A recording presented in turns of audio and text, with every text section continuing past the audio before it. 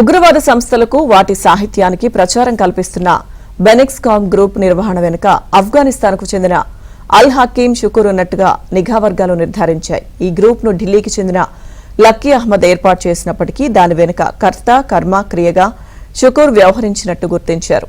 ఇక విజయవాడకు చెందిన రెహమతుల్లా షరీఫ్, డానిష్, సోహైల్ బేగ్, హైదరాబాద్కు చెందిన సైదా బేగం, బళ్లారికి చెందిన అబ్దుల్ సలాంలను వీరి పోలీస్ కస్టడీ నిన్నటితో ముగిసింది. అయితే విజయవాడ పోలీసులతో పాటుగా 5 రాష్ట్రాలకు చెందిన నిఘా అధికారులు వారిని సుదీర్ఘంగా విచారించారు.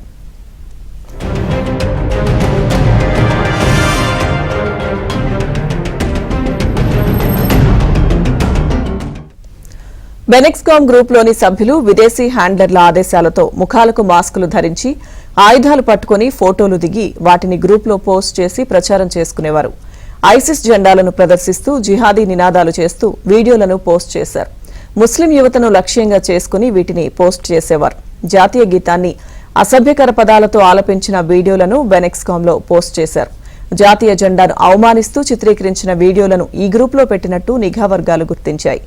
జిహాద్ను విశ్వసించని వారిని చంపాలని విదేశీ హ్యాండ్లర్లు సందేశాలిచ్చినట్టు గుర్తించారు.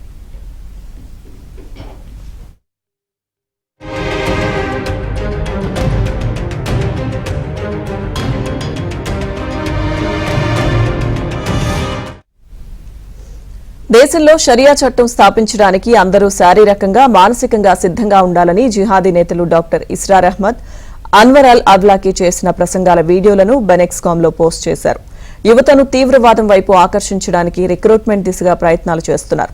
బెనెక్స్కామ్ సభ్యులకు పాకిస్తాన్, బంగ్లాదేశ్, యుఏఈ, ఆఫ్ఘనిస్తాన్కు చెందిన హ్యాండ్లర్లు అల్ హకీం షుకూర్, మొహమ్మద్ హుజైఫా, అలాగే నింజా, హెమ్రోక్సీ, అబూ ముహరిబ్, అబూ బలుషిల్ ఇస్లాంను అనుసరించిన వారిని హత్య చేసేలా రెచ్చగొడుతున్నారు.